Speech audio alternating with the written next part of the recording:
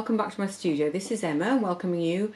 If you haven't been here before, this is my lovely studio full of fabrics and textiles and threads, and it's my go-to happy place when everything's going a bit mad in the world. I'm so pleased to be down here, I can tell you. And there's a lot of stuff kicking off at the moment for a lot of people around the UK at the moment, and we look like we're in for another lockdown, so I'm very grateful that I can be here and I can be here with you. This is really special to me, that I can be talking to other people and maybe showing you some things that are going to give you something nice and positive and colourful and creative to be looking at and filling your life with, at least for a short while. So this afternoon I did promise you in my last video that we would be doing something on embellishing, because the embellisher is it's my favourite machine after my sewing machine. I bought one, I don't know, about 5 years ago now, I think, and I just love it so much. It's kind of revolutionised what I do with fabrics. It just gives you so much more scope and so much more playfulness in what I do, I would say. So earlier in the year, I don't know how many of you watched, I made a little landscape video showing you how to sort of choose fabrics and how to stitch them down. And that was kind of the finished piece. So that's really lovely, and it's very green. And I actually even went as far as to prepare another one because I thought I might do some embellishing with it. And then I realised actually that's no good because the pieces are way too small. Because when you embellish something with the needle felting machine, okay, it's got a set of very sharp needles that pushes one fabric through into another. If any of you have done hand needle felting, you'll know what I'm talking about. You tend to use pieces of, what do you call them, wool tops, and you turn them into lovely things using hand needle felts. So my machine has 12 needles and it does that job for me with great ease. But it does shrink your fabrics often, unless you're using something really stable. I was just leaning across here to get here's a few I prepared earlier. I've had a lovely time, I have to tell you. I've just been in my stash of fabrics, which is in my cupboard in the corner, and I was going to go for the greens like this. I just felt, I'll do the same thing but use my embellish and show you the difference in what you can create. But actually, do you know what? I've got all these greens and I cut them up and I thought, well, I'll iron those and get them ready to use. And then I just kind of went all autumnal, and I just kind of went, oh, actually no, the colours I want to be using today are autumn colours. And that's just really weird because it's something in me, something subliminal just went, ooh, no, we need gorgeous. I'm going to get a bit more of that look. We want more of this sort of colour. This is very much a spring green or a summer green. So we'll put those to one side. I'm not going to use those. The only bit I might use from that, I might keep these out, because these might be useful. These are organzas and they can shrink up quite nicely and make some texture. We'll see. So as I say, that's what I thought I was going to be doing. So I've even got a box of fabric here because I was going to tell you some do's and don'ts from my personal experience. I don't use things like silk and I don't use things like linen, because they're just really hard for the embellisher to get through. You can use them, but you do so at your own risk. I prefer to use softer fabrics, ones with a more open weave. You can tell when you're using it, when you're embellishing and your machine's making like a kind of a louder noise or a struggling sort of noise, that's when I just don't use things like this. And I don't generally use velvet either, partly because it just sort of spits bits at you.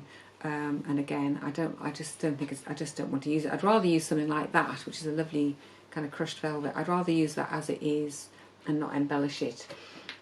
The thing about embellishing is it either allows you to instead of pinning your fabrics on, okay, so here we've pinned some fabrics on, what it allows you to do is actually mesh the fabric on. So you could take a piece of, this is old jumper, which I use quite a lot of, felted jumper.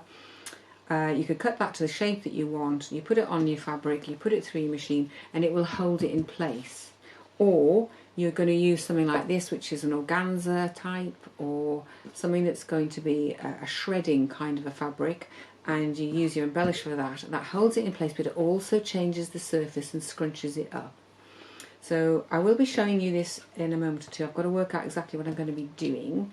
I've got to just make some choices. I've got all these gorgeous fabrics out over here.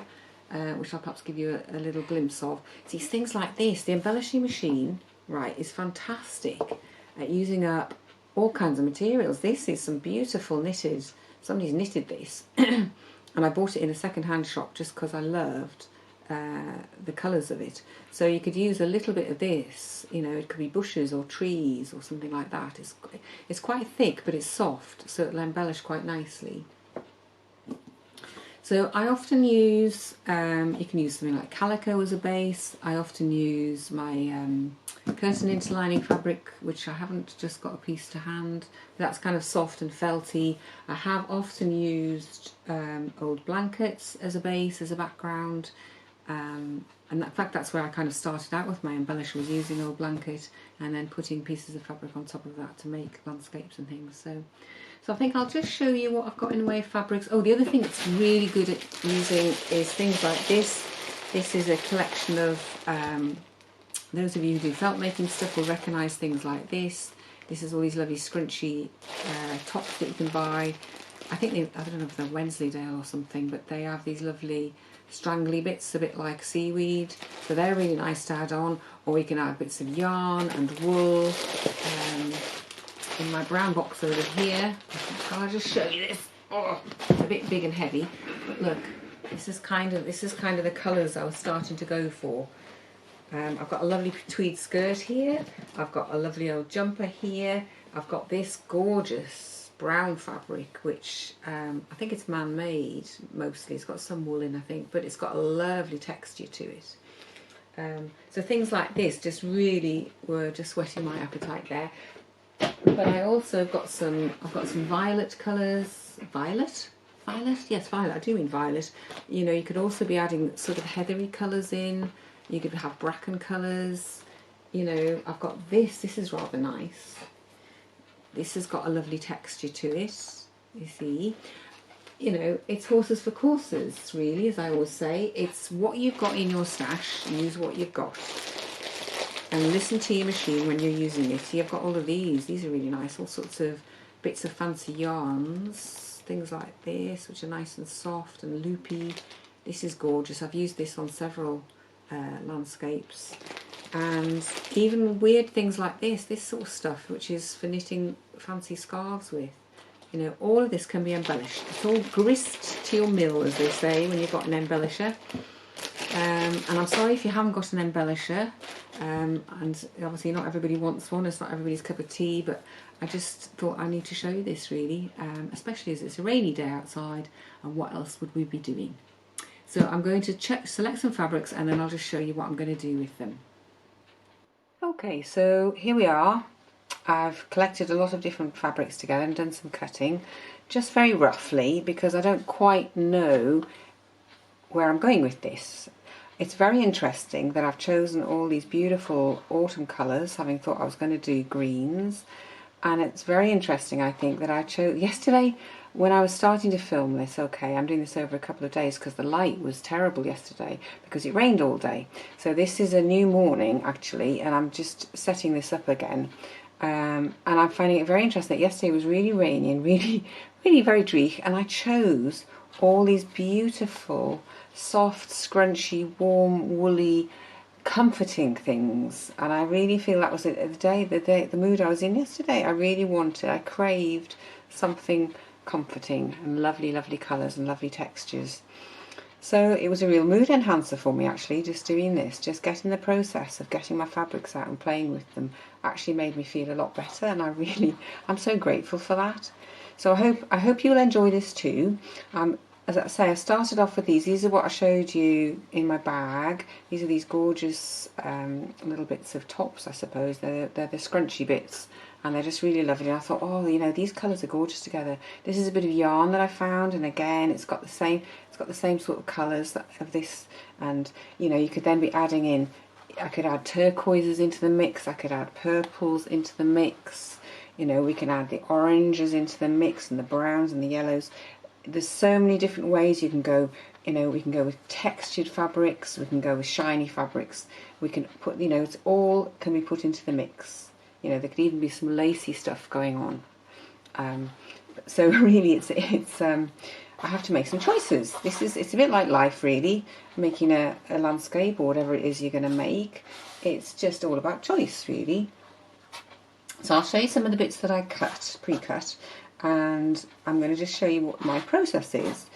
And I start by just cutting rough landscapey shapes. As I say, some of these fabrics are going to scrunch. So say if I use this piece of fabric here, and I had my eye on this for possibly being a sort of a sky, because when it's scrunched it won't look like this. But what I will do is I'll test it out. I will put it under my embellisher and see what it does.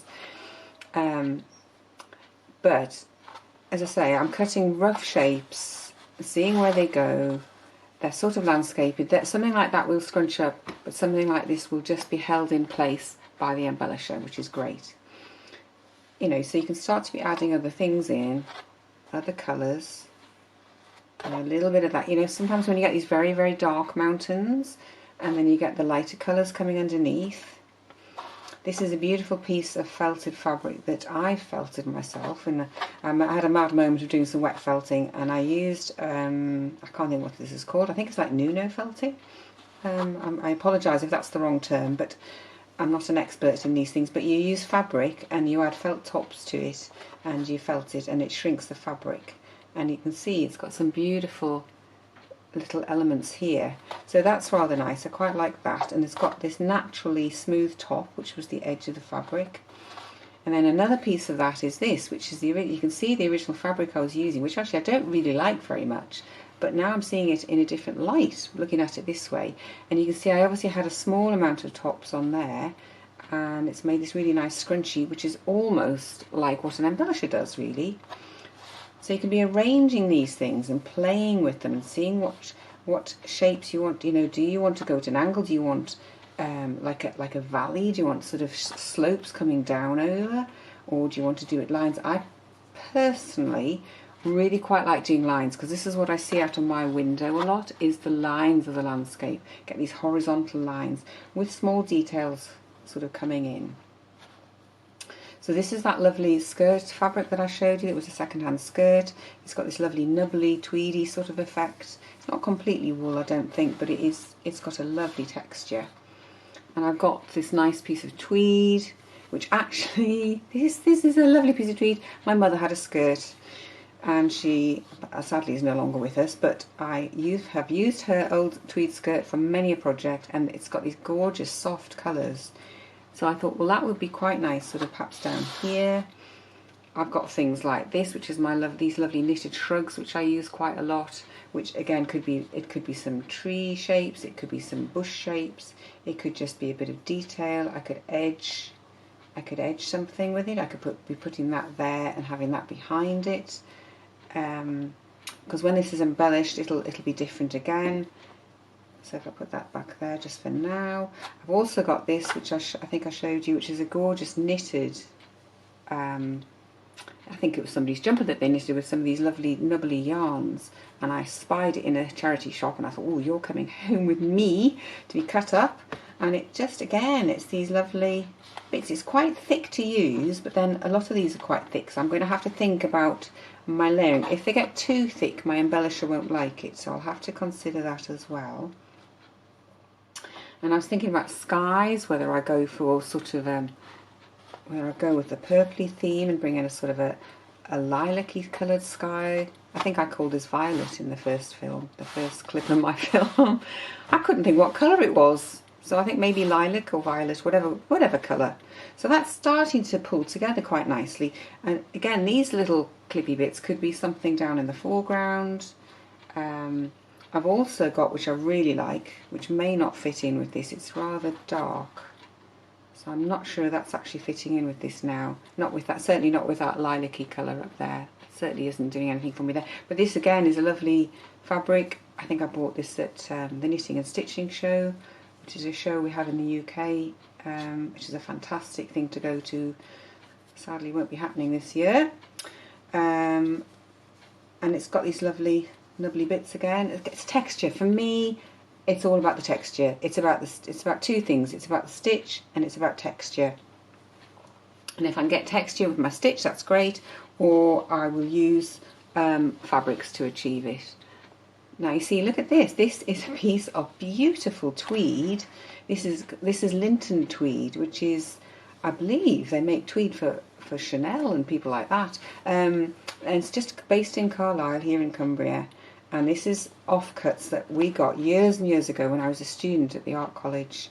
We used to have this big rag bag of stuff that we could use, and some of it was offcuts from Linton tweeds, and I just used to snaffle a few of them because I just loved them so much. So I've used it a little bit, but I've still got quite a lot to go. It's absolutely gorgeous. See, now you see something like that could add, you know, it doesn't have to be a whole piece. You could use a little bit like that, and you're creating this sense of, I don't know, bushes or trees, and you can see how it's all starting to come together.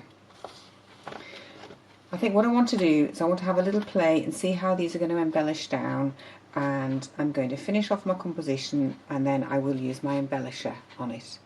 So, as they say, watch this space. I hope you've enjoyed it so far. Watch this space for the next stage.